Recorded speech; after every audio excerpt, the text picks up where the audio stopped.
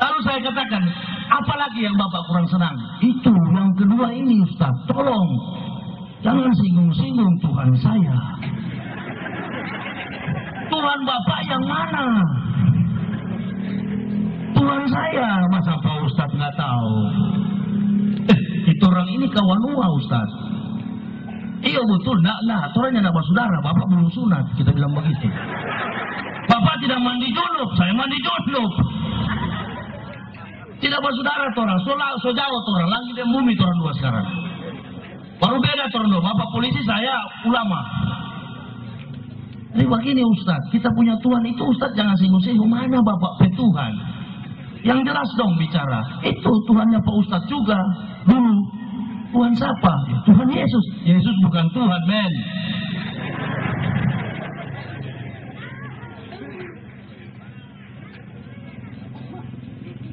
Lalu saya jelaskan, saya salut Bapak, polisi lindungi saya, alhamdulillah. Tapi baju polisi tidak boleh pakai dengan kuatan pribadi. Pistol di pinggang itu pajak rakyat, dan saya tidak akan takut. Justru saya masuk Islam, suka cepat mati, saya langsung pergi. Amrosi aja kecil bagi barang mati saya. Jadi percuma saya bilang Pak, saya bukan muslim yang KTP yang nggak ngerti Islam.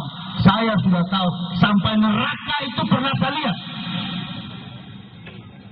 Saya tidak masuk Islam, hanya penjual ikan di toli-toli 3 kali datang ke rumah saya. Hari yang keempat langsung mengaku khair. Saya lihat kok, sampai ibu saya, opa saya, saudara teman-teman saya yang di neraka itu saya tahu, neraka itu seperti lautan bergulung-gulung. Untuk apa saya mau takut? Memangnya saya akan hidup selama-lamanya di dunia? Tidak. Sopir pribadi saya berapa orang semuanya mundur, takut. Waduh, kalau ceramah begini bahaya. Ya saya juga sudah tahu. Kulil haqqa walau kana murad. Bagaimana sejarah tentang Ibrahim memperingatkan Namrud. Bagaimana sejarah Musa memperingatkan Firaun. Dan bagaimana iman seorang Masir. Bukan sisir kerajaan Firaun. Makanya baca Quran, baca hadis, baca buku-buku Islam agar iman kita semakin kuat, kokoh kepada Allah Subhanahu wa ta'ala.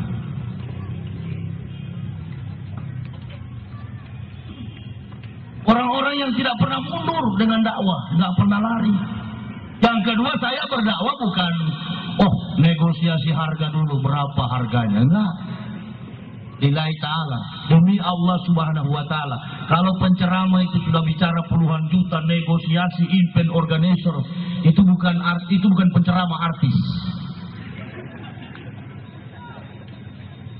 Saya keliling Indonesia, bahkan keliling dunia, saya nggak pernah pakai minta-minta target. Masjid undang, apalagi uang dari masjid, saya nggak suka, saya nggak mau. Masjid justru kita bantu. Cukuplah saya dulu begitu-begitu. Waktu di Kristen apa yang nggak bisa dilakukan? Semua boleh. Paulus bilang semua makanan halal. Kaki 2, kaki ampah, kaki meja tinggal saya tidak hantam. Makanya begitu masuk Islam, Masya Allah. Biar tidak ada gaji, biar hidup miskin. Apalagi kalau usai sholat. Biar tidak ada makanan di dapur. Jiwa tenang, peaceful. Tidak ada yang diragukan di dalam hidup. Mau mati, sudah ada tempat. Sama umat Islam sendiri yang saya lihat, apalagi di Pulau Jawa itu, waduh. Mayoritas Muslim, tapi tidak menjalankan Islam. Akhirnya datang lumpur lapindo, akhirnya datang tsunami, akhirnya datang segala macam. Hati-hati. Kita yang sudah beragama Islam, hati-hati. Islam itu ibarat mengendarai mobil. Salah sedikit kita kendarai jurang, tabrak orang dan lain sebagainya. Begitulah menjalankan Islam. Makanya waktu saya berdebat dengan Profesor Tilaar, beliau katakan, kalau Islam itu benar Pak Yahya, kenapa Islam itu di mana-mana selalu dihadang dengan bencana? Saya katakan pertanyaan yang bagus untuk dijawab. Saya bertanya, Bapak punya anak? Punya. Berapa orang? 3. Kalau anaknya bapak salah, apakah wajib tetangga menegur dan memukul anak bapak? Oh, tidak boleh dong. Begitu juga Allah. Orang Islam itu sangat sensitif, riskan sekali dalam menjalankan nilai-nilai iman dan ketakwaan kepada Allah Subhanahu wa Ta'ala. Makanya di Indonesia paling banyak miskin orang Islam. Kenapa? Karena tidak kafah. Apa yang kita mau minta kepada Allah? Minta. Tapi jalankan dulu perintah-perintah Allah. Beres semua itu.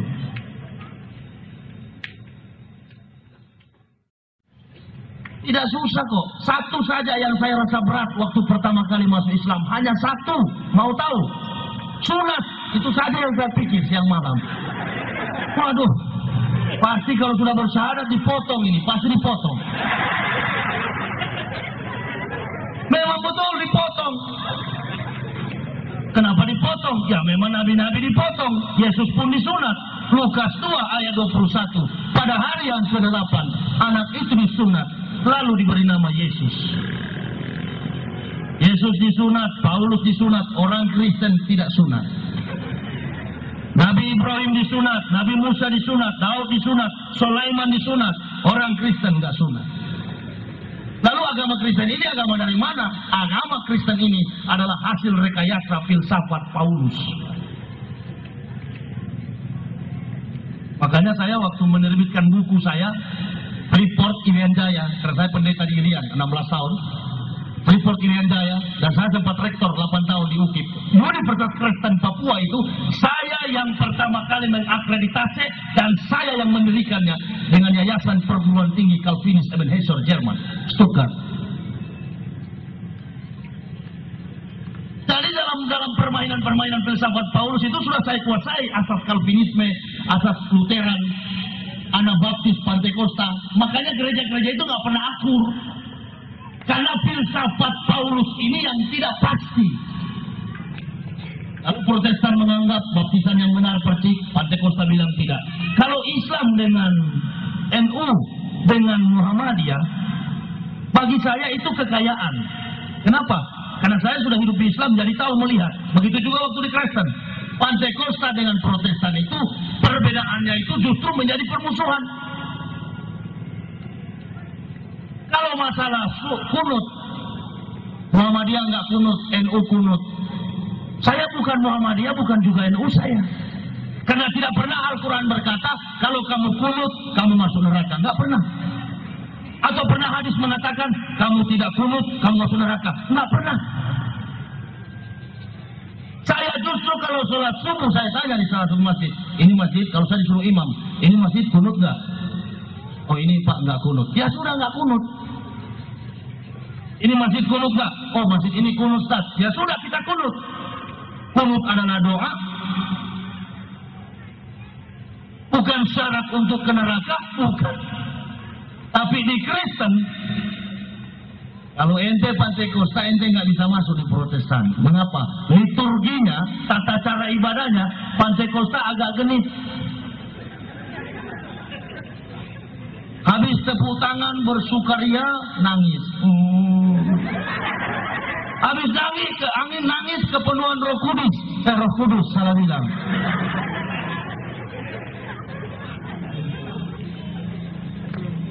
Tidak dari perbedaan ekseleji, etika, logika, estetika. Mengukur sebuah kebenaran agama, maka kita harus meletakkan ekseleji, etika, logika, estetika. Filsafat yang mengukur salah dan benar menurut rasio, etika, dan estetika. Nah coba perhatikan orang Islam. Kalau sudah maghrib, sholat berjamaah, sholat isya, sholat subuh, sholat zuhur, sholat asar. Kalau sudah berjamaah, tidak ketahuan mana yang Muhammadiyah, mana yang NU. Kenapa? Karena Al-Fatihahnya sama. Nah, orang kecamatan apa ini? Orang Tabongo yang buta huruf, saya akan membuktikan bahwa Islam itu agama rahmatan lil alamin. Orang Tabongo yang buta huruf, nggak tahu membaca dan menulis, dia bisa sekolah di Jerman, biar dia nggak bisa masuk Jerman. Dia bisa sholat di Jerman. Dia bisa ibadah di Jerman. Kenapa? Karena imam bule di Jerman sana Al-Fatihahnya sama dengan Tabongo.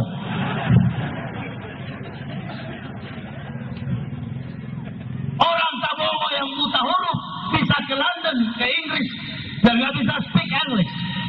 Kenapa? Karena imam bule di London sana bisa sama dengan Al-Fatihah yang ada di Tabongo. Nah, inilah Islam hebatnya. Jadi agama Islam itu adalah agama suku, kaum, dan bangsa.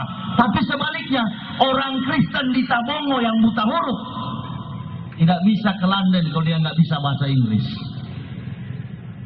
Karena kebaktian di gereja itu kan duduk, berdiri, duduk, berdiri, you stand up, please, berdiri, duduk, berdiri lagi.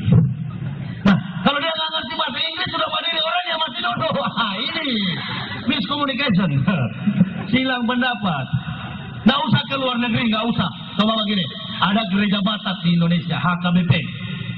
Di Manado ada Gemim, di Sangir ada Gemis, di Talaor ada Germita. Ini bahasa Talaor dengan bahasa Gemis, Sangir, Tahuna itu tidak sama. Saya pernah ibadah di Talaor, waktu saya pulang ke Talaor cuti dari Irian, saya ketemu Ketua Sinode dan saya pimpin baptisan dengan bahasa Talaor. Nggak ngerti saya, orang sudah berdoa, orang sudah menyanyi, saya nggak tahu. Kenapa gampang begitu? Karena kitab suci Kristen hanyalah buatan tangan manusia, logika manusia, sehingga gampang juga manusia permainkan. Al-Quran, Bapak, Ibu, saudara-saudara